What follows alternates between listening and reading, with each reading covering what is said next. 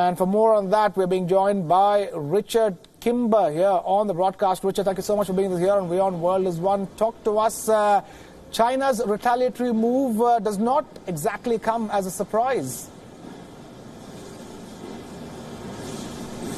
No, indeed. It's really becoming standard practice for the Chinese Foreign Ministry after announcing that it plans retribution to then carry out retribution some few days later in very much a tit-for-tat fashion, as you suggest. These come only 3 days, these sanctions, after the US sanctioned high-profile individuals in the Communist Party in China over, as you say, what they call human rights abuses in the northwestern region of Xinjiang. Now, these sanctions that are now imposed on the US senators, they don't really have any details from the Foreign Ministry. They did not elaborate in their statement this afternoon about what exactly they're planning to do. But really, these are high-profile China critics that have been targeted. Marco Rubio, Ted Cruz, some of the most outspoken China critics, particularly Marco Rubio, who himself has sponsored multiple bills this year alone that target China and Chinese businesses. Back in May, he tried to prevent any Chinese company from being listed or operating in a market capacity in the United States if that Chinese company was deemed to have some kind of connection to the Chinese military or to anything relating to human rights abuses. So he's definitely been an outspoken critic of China,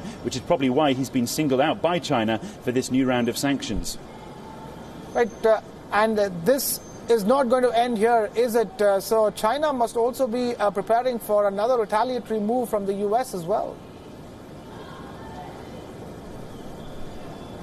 Well, it's be expected that there will be some form of retaliatory move, as you say, from the US. Whether it can continue in this very personal tit-for-tat sanctions against individuals is not really clear, because at some point it's going to run out of people who can justifiably be targeted. I mean, even with these sanctions, many of the commentators here saying that these are really nothing more than symbolic retribution moves from China, because in both cases, both with the US sanctioning the Chinese individuals and China sanctioning the US individuals, none of these individuals particularly have anything to lose in the short term. Neither of them on either side seem to have any known financial or legal assets in either country, and neither sides are likely to be travelling on a personal basis to either country anytime soon. So these really are seen as symbolic more than anything else. What perhaps might be more likely is in the build-up to the US election that President Trump is still trying to rally his supporters behind. We can expect to see him talk tough more on China and to encourage members of his close-knit Senate team around him to try and impose more sanctions, simply to try and boost his domestic popularity.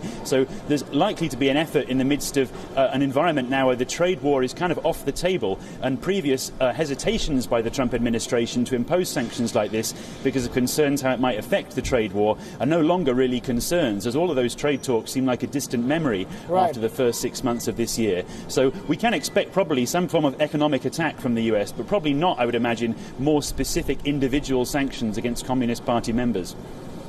Richard Kimber joining us live with that ground report from Hong Kong on the broadcast. Thank you, Richard, for being with us.